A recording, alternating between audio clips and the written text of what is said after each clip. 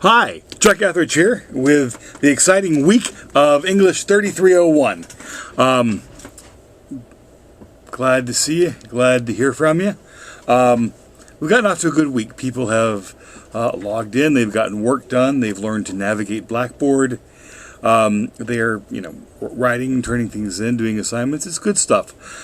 So far, so good. I continue to say that if you have any questions, call me, phone me, ask me.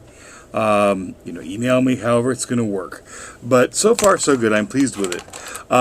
As I talked a little bit about last week, the entire purpose of this course is to help you learn more specifically about writing in your field and then more generally things about writing in the world of work.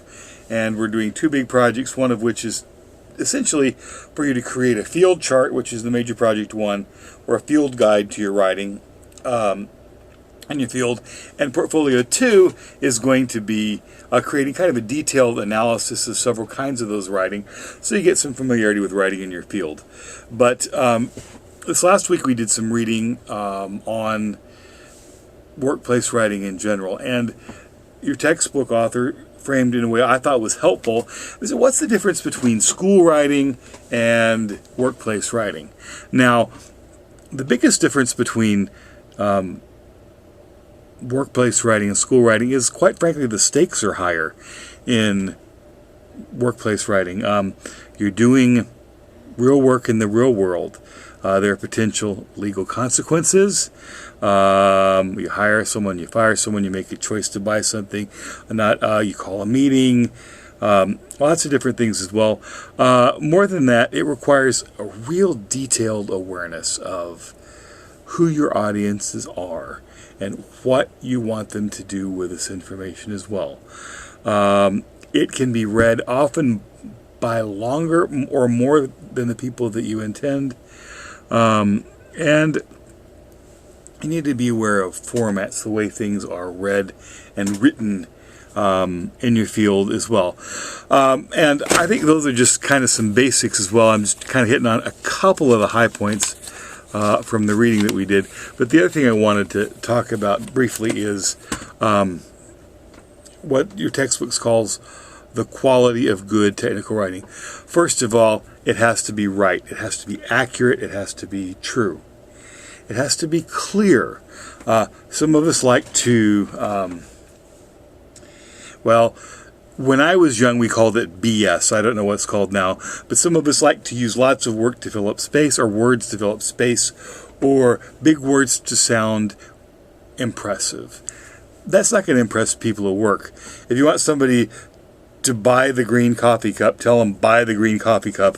Don't tell them, I find it most advisable to purchase the vessel of hot beverage that is verdant or the color of a tree, or something like that. Hey, if you're getting paid by the word, maybe, but if you're trying to communicate clearly, buy the green cup. It's a beautiful sentence. It explains exactly what you want.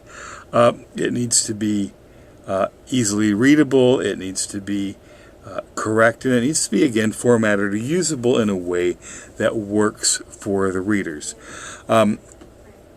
Why do I mention these things? Because as you begin to look at writing in your field, and in our class we have people who are, going to be veterinarians. We have lots of people who are getting into law enforcement.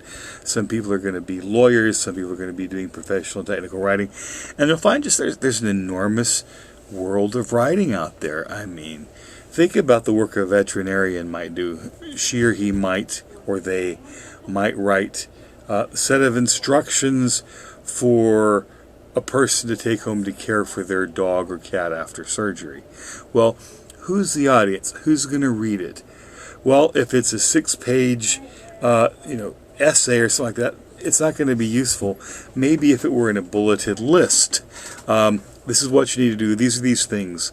Maybe some if-ors. If it gets infected, do this. If the dog doesn't eat, do that, or things like that. But remember, it's always about who's going to be reading it and what use is going to be made of it. Law enforcement officers, they write citations. This is what the person was doing. This is how, perhaps what statute it violates. But they also write police reports, which are basically having to cite evidence, so or facts, so a lawyer in perhaps the district attorney's office will read it and determine whether or not a crime has taken place. Police officers don't decide that. They intervene. They report what happens. If the situation's serious, they'll make arrest. But legally, it's not their job to determine if somebody needs to be charged to a crime. They need to give the information so someone else can make that decision. And I could go on and on and on about this, but real people are going to be reading this work, and they're going to be doing something with that work. So whenever you write, it's always about its audience. It's always about who's going to read it, what work are they going to make, or what use are they going to make out of what we've done. And really, those are the keys to tech writing and professional writing as well. I make it sound simple, and to some extent it is. But if you've ever, written or played music or designed a box or something, doing something simply well is one of the hardest things to do. So anyway, that's sort of where we are, looking about, first of all, introducing ourselves to tech writing in general and workplace writing in ways that's different from school-based writing, and then starting on the reading for Tuesday, not Monday, because we're into Labor Day as well, looking at really how we look at analyze the audience and how we adapt the writing to this particular audience. Thanks for your time. I look forward to seeing more of your writing. Thank you.